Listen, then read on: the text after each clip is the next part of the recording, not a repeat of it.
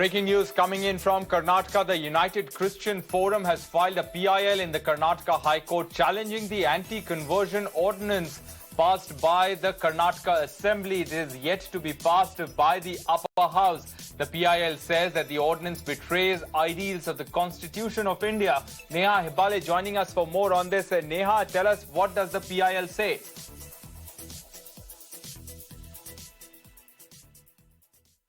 Well, Rohit, we're now picking up that the Karnataka High Court has issued a notice to the state government, and the state government is likely to file its objections in the next 4 weeks. That's as per the High Court's direction.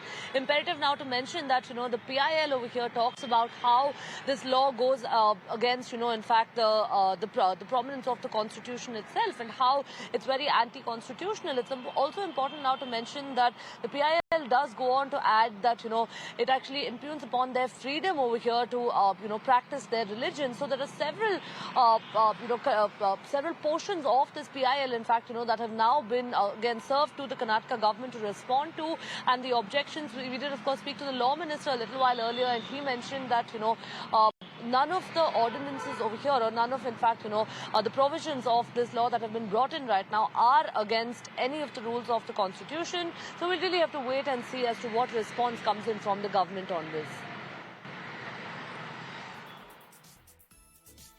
And what are the key objections of the Christian Forum regarding this ordinance, Neha, quickly?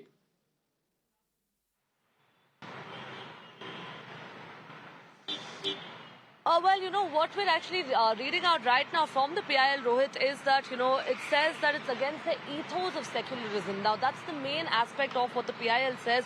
Also, in fact, it's gone on to add how this entire law itself, would be curbing Christians, or would be curbing a certain community over here, from practicing their religion. And that's the essence of this PIL. As far as the High Court is concerned, of course, a notice has been served to the government. Let's remind our viewers that there was a lot of contention even at the time of this bill being brought in itself in the first place.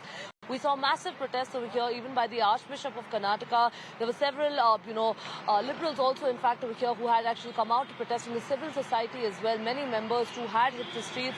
Now we'll have to wait and see as to whether or not the Karnataka High Court would respond to these with their objections.